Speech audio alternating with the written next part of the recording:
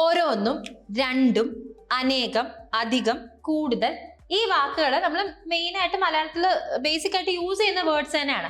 പക്ഷെ ഇതിനൊക്കെ എന്താണ് ഇംഗ്ലീഷിൽ പറയുന്നതെന്ന് പലർക്കും ഡൗട്ട് ഉണ്ട്. പിന്നെ നമുക്ക് മലയാളത്തിൽ ഈ പറയുന്നത് പോലെ ഡയറക്റ്റ് ആയിട്ട് ഈ വാക്കുകൾ യൂസ് ചെയ്യാനും പറ്റത്തില്ല. എന്ന് വെച്ചാൽ മലയാളത്തിൽ നമ്മളിപ്പം ഓരോന്നൊന്നും പറയുന്നത് പോലെ എല്ലാ സിറ്റുവേഷനിൽ നിന്നും ഒരു വാക്ക് തന്നെ നമുക്ക് യൂസ് ചെയ്യാൻ പറ്റണം എന്നില്ല. അപ്പൊ നമുക്ക് ഇന്നത്തെ ക്ലാസ്സിൽ ഡീറ്റെയിൽ ആയിട്ട് ഇത് പഠിക്കാം. സോ ഓരോന്നും എന്ന് പറയുമ്പോൾ നമ്മൾ പൊതുവെ ഈച്ച് എന്നുള്ള വാക്കാണ് ഇംഗ്ലീഷിൽ യൂസ് ചെയ്യുന്നത്. ഓക്കെ, ഓരോന്നും. ഫോർ എക്സാമ്പിൾ, ഓരോ ആപ്പിൾ എന്ന് പറയുമ്പോൾ ഈച്ച് ആപ്പിൾ എന്ന് നമ്മൾ പറയും.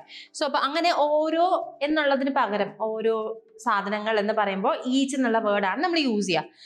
അതല്ലാതെ രണ്ടും എന്നുള്ളതിന്, രണ്ടും എന്ന് പറയുമ്പോഴത്തേക്ക് രണ്ട് സാധനങ്ങളും അല്ലെങ്കിൽ രണ്ട് വ്യക്തികൾ അങ്ങനെ പറയുമ്പോൾ നമ്മൾ ബോത്ത് എന്നുള്ള വാക്ക് യൂസ് ചെയ്യും.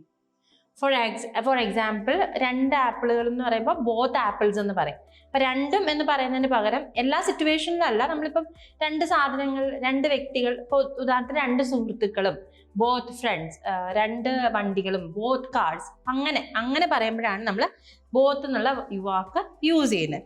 ഇനി അനേകം. സോ അനേകം എന്ന് പറയുമ്പോൾ നമ്മൾ മെനി എന്നാണ് പറയുന്നത്. ഈ അനേകം എന്ന് പറഞ്ഞാൽ നമ്മൾ പറയത്തില്ലേ, ഒത്തിരി കുറെ പെൻസിൽ എന്ന് പറയുമ്പോഴത്തേക്ക് നമ്മൾ മെനി പെൻസിൽസ് എന്ന് പറയും. ഓക്കെ, ഇപ്പം നമുക്ക് എണ്ണം അറിയത്തില്ല, കുറെ പെൻസിൽസ് ഇങ്ങനെ കിടക്കുന്നുണ്ടെങ്കിൽ മെനി പെൻസിൽസ് എന്ന് പറയും. ഈ എണ്ണാൻ പറ്റുന്ന സാധനങ്ങൾ, അതായത് കൗണ്ട് ചെയ്യാൻ പറ്റുന്ന സാധനങ്ങളുടെ കൂടെ മാത്രമേ നമുക്ക് മെനി യൂസ് ചെയ്യാൻ പറ്റത്തുള്ളൂ. നമുക്ക് ഒരിക്കലും മെനി ഷുഗർ എന്ന് പറയാൻ പറ്റത്തില്ല. കുറെ പഞ്ചസാര ഉണ്ട് എന്ന് പറയുമ്പോൾ നമ്മൾ മെനി ഷുഗർ എന്ന് പറയത്തില്ല. അത് നമുക്ക് യൂസ് ചെയ്യാൻ പറ്റില്ല, കാരണം ഷുഗറിന്റെ ഓരോ തരയൊന്നും നമുക്ക് എണ്ണാൻ പറ്റില്ല. അപ്പൊ എണ്ണാൻ പറ്റുന്ന സാധനങ്ങളുടെ കൂടെ മാത്രം നമ്മൾ മെനി യൂസ് ചെയ്യത്തുള്ളൂ. For example, many phones, many buildings, many friends, many people. ഇപ്പൊ ഈ പറഞ്ഞ വാക്കുകളെല്ലാം നമുക്ക് എണ്ണാൻ പറ്റുന്നതാണ്.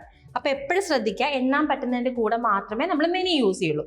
ഇനി അതേപോലെ അധികം, അവിടെ നമ്മൾ മച്ച് ആണ് യൂസ് ചെയ്യുന്നത്. ഈ മെനിക്ക് പകരം എണ്ണാൻ പറ്റാത്ത സാധനങ്ങളുടെ കൂടെ അൺകൗണ്ടബിൾ എന്ന് നമ്മൾ പറയും. കൗണ്ട് ചെയ്യാൻ പറ്റുന്നതിന് നമ്മൾ കൗണ്ടബിൾ എന്ന് പറയും. കൗണ്ട് ചെയ്യാൻ പറ്റാത്തത്, എണ്ണാൻ പറ്റാത്തത് നമ്മൾ അൺകൗണ്ടബിൾ എന്ന് പറയും.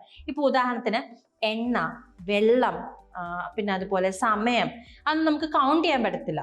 ഓക്കെ, അപ്പൊ അങ്ങനെ കൗണ്ട് ചെയ്യാൻ പറ്റാത്തതിനെയാണ് നമ്മൾ അൺകൗണ്ടബിൾ എന്ന് പറയുന്നത്. ഇതൊക്കെ നമുക്ക് മെഷർ ചെയ്യാനേ പറ്റത്തുള്ളൂ. അപ്പോൾ ഫോർ എക്സാമ്പിൾ, ഒത്തിരി വെള്ളമുണ്ട്, കുറെ വെള്ളമുണ്ട്, there is much water there എന്ന് പറയും. നമുക്ക് കുറെ വെള്ളമുണ്ട് എന്ന് പറയുന്നതിന് പകരം.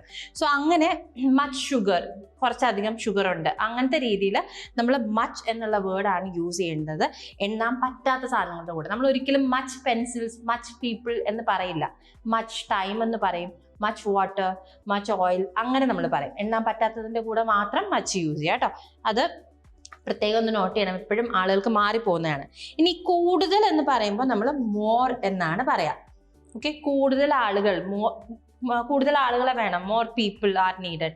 അല്ലെങ്കിൽ കൂടുതൽ സമയം വേണം, ഐ നീഡ് മോർ ടൈം. അപ്പൊ കൂടുതൽ എന്നുള്ളതിന് പകരം നമ്മൾ എല്ലായിടത്തും മോർ തന്നെയാണ് യൂസ് ചെയ്യുന്നത്.